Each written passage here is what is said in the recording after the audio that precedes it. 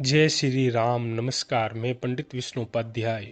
यदि कोई व्यक्ति अपने घर पर तर्पण करता है तो क्या क्या सावधानी रखनी चाहिए। सबसे पहले तो जो व्यक्ति अपने घर पर तर्पण करता है तो लोहे के पात्र में कभी भी तर्पण नहीं होता है, कभी भी अंजलि नहीं दी जाती है। या तो आप तांबे के पात्र में या अष्ट धातु के या कांसा की कोई परात में आप तर्पण कीजिए, उससे लाभ अचूक मिलेगा और आपके द्वारा की गई मेहनत का फल भी आपको अच्छा प्राप्त होगा।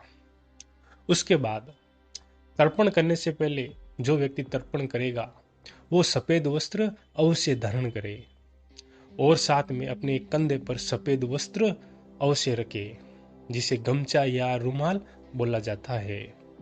और आसन, जिस आसन पर आप विराजमान होंगे वो काले कलर का नहीं होना चाहिए। इसके अलावा आप किसी दूसरे कलर का प्रयोग कर सकते हैं और सफेद कलर का है तो वो उत्तम माना गया है। तर्पण के प्रमुख 3 देवता होते हैं, वसु, रुद्र और आदित्य। वसु हमारे पिता को माना गया है, दादा को रुद्र और परदादा को आदित्य। तो इनकी अंजलि हमें अवश्य देनी चाहिए। तर्पण जब भी करें तो कुस्सा आपको अवश्य लेकर आनी है जो हमारे हाथ में होगी और उससे ही हम अंजलि हमारे पितरों को देंगे। तो इस तरह से हम हमारे पितरों को अंजलि देते हैं और उन्हें खुशी भी प्राप्त होती है। यदि आप जनेऊधारी है, आपने जनेऊ धारण कर रखी है, तो जब भी तर्पण करने आप बैठे तो उस पुरानी जनेऊ को आप अवश्य उतार दें और नई जनेऊ धारण करें। उससे जनेऊ की शुद्धि होती है और कहीं ना कहीं हमारे तन की भी शुद्धि अवश्य होती है। जब तर्पण का कार्य पूर्ण हो जाता है तो उस परात में, उस पात्र में जो तर्पण का जल होता है, कुछ व्यक्ति ऐसे होते हैं जो उस जल को किसी नाली में या सड़क पर चला देते हैं। तो ऐसी गलती आपको कभी नहीं करनी है। ऐसा जल यदि आपसे हो सके तो आप पीपल के वृक्ष में सुबह के समय या फिर दोपहर के समय आप अवश्य सींच दें।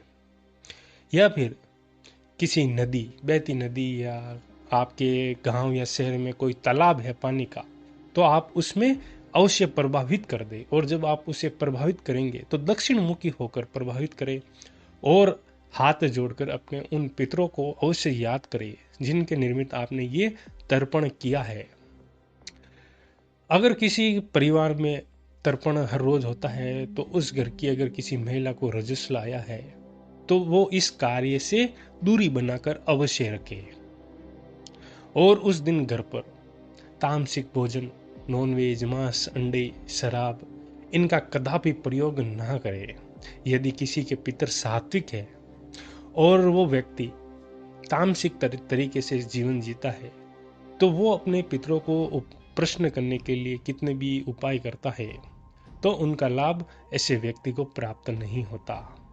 तो सात्विक तरीके से अपने जीवन को व्यक्ति को जीना चाहिए और तर्पण में ये प्रमुख बातें अवश्य ध्यान रखें। दोस्तों, तर्पण के विषय पर मैं आपको आगे आने वाले समय में और जानकारी दूंगा जिससे आपको मार्गदर्शन होगा। अब आप मुझे आज्ञा दीजिए। नमस्कार। जय श्री राम।